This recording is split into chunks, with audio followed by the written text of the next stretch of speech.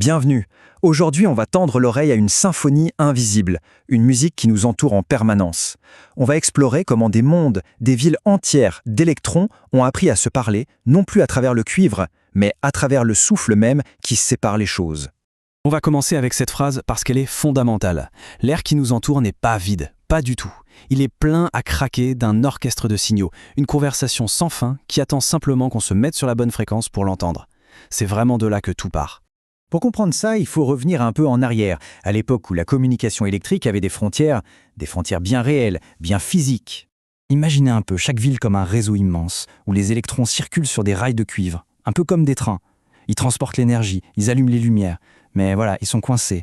Ces rails les gardent à l'intérieur de la ville, mais entre les villes, il y a le vide, un grand silence.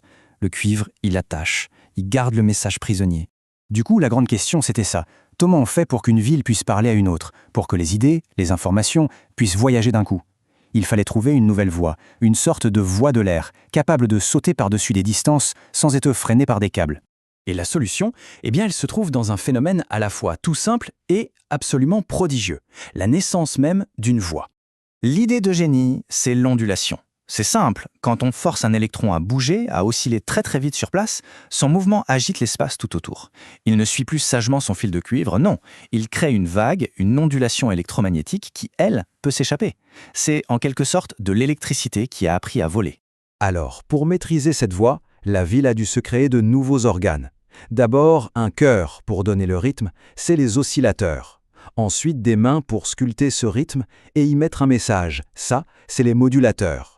Puis des poumons pour donner de la force au signal pour qu'il aille loin, les amplificateurs.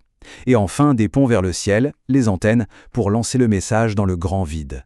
Une fois que ce message est lancé, il devient un messager invisible. Une onde de radiofréquence, ou RF.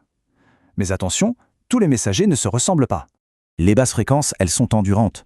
On peut les voir comme de lentes caravanes qui traversent le désert. Elles vont loin, elles sont fiables, mais elles ne transportent pas beaucoup d'informations à la fois. Les hautes fréquences, à l'inverse, ce sont des flèches, incroyablement rapides, pleines de détails, mais leur énergie se dissipe bien plus vite. Le choix entre les deux dépend de ce qu'on veut dire et à qui. Parce qu'une onde brute, toute seule, ce n'est finalement qu'un bourdonnement vide, un son continu sans intérêt. Le moment magique, c'est la modulation. C'est l'art de prendre cette onde et de la sculpter pour y graver une histoire. On peut changer sa hauteur, son volume, son rythme. C'est vraiment l'acte qui transforme une simple vibration en un message qui a du sens. Mais les trucs, c'est qu'un signal n'est jamais seul. Jamais. En fait, il rejoint une conversation bien plus vaste. Une véritable symphonie de l'air. Dès qu'un signal est émis, il ne s'arrête pas. Il ne disparaît pas. Il entre dans cette conversation planétaire. Il se mélange aux signaux des satellites, au réseau de nos téléphones, au Wi-Fi. Il devient une note de plus dans cette immense chœur invisible qui connecte notre monde. Et cette conversation, elle ne s'arrête même pas aux frontières de notre atmosphère. Non, chaque émission de radio, chaque signal Wi-Fi poursuit sa course à la vitesse de la lumière et s'éloigne à jamais dans l'espace. Nos transmissions, sans qu'on y pense, deviennent une sorte de chronique de notre existence, une empreinte énergétique qu'on laisse sur le tissu de l'univers. Mais bon, parler, c'est une chose.